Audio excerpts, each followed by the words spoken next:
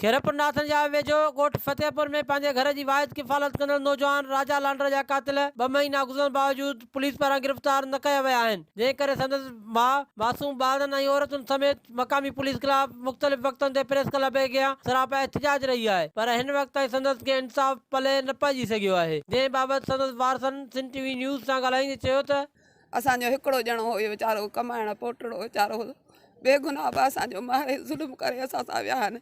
अहिड़ो ज़ुल्म असां सां का बि मदद पुलिस नथी करे। असां धरना आया सभु कुझु कयो त बि असांजी पुलिस मदद नथी करे। राजा लांडर के ॾींहं ॾिठे जो बेगुनाह क़त्ल कयो वियो। असांजी ॾेपर सां का बि दुश्मनी न हुई। ॾींहं ॾिठे जो हली अचे मुंहिंजे भाउ खे मारे विया आहिनि बेदर्दी सां बेगुनाह। असांजी का बि दुश्मनी न हुई। हरू भरू मुंहिंजे भाउ खे मारे विया आहिनि।